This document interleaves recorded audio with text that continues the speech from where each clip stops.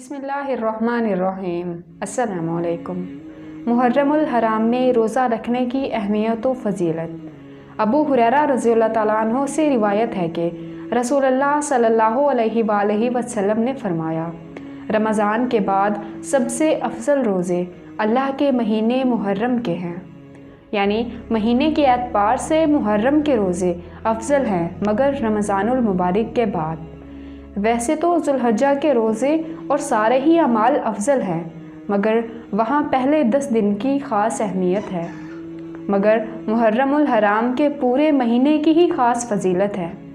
لیکن یہ بات ثابت ہے کہ نبی صلی اللہ علیہ وآلہ وسلم نے اس مہینے کے پورے روزے کبھی نہیں رکھے، یعنی احادیث سے اس مہینے کے روزوں کی ترغیب تو ملتی ہے مگر پورے مہینے کے روزوں کی پابندی نہیں۔ خصوصاً محرم الحرام کی 10 تاریخ کے روزے کی یعنی یوم عاشوراء کے روزے کی بہت زیادہ اہمیت اور فضیلت ہے۔ جب آپ صلی اللہ علیہ وآلہ وسلم سے اس دن کے روزے کے بارے میں پوچھا گیا تو آپ صلی اللہ علیہ وآلہ وسلم نے فرمایا، یہ روزہ گزرے ہوئے 1 سال کے گناہوں کا کفارہ بن جاتا ہے، یعنی صغیرہ گناہوں کی طرف اشارہ ہے، یعنی پچھلے محرم سے اب تک جو بھی صغیرہ گناہ ہوئے وہ انشاءاللہ معاف ہوں گے۔ اللہ کے رسول صلی اللہ علیہ وآلہ وسلم نے فرمایا، یقیناً عاشوراء اللہ کے دنوں میں سے ایک دن ہے، یعنی خاص دنوں میں سے، تو جو چاہے اس دن کا روزہ رکھے اور جو چاہے چھوڑ دے، یعنی فرض نہیں نفلی روزہ ہے۔ ابن عباس رضی اللہ تعالیٰ عنہ سے روایت ہے، وہ کہتے ہیں کہ میں نے نبی صلی اللہ علیہ وآلہ وسلم کو نہیں دیکھا کہ عاشوراء کے دن اور رمضان کے مہینے کے علاوہ کسی دن کو افضل سمجھ کر آپ صلی اللہ علیہ وآلہ وسلم نے اس دن کا روزہ رکھا ہو۔ دور نبوی میں بچے بھی عاشوراء کا روزہ رکھتے تھے۔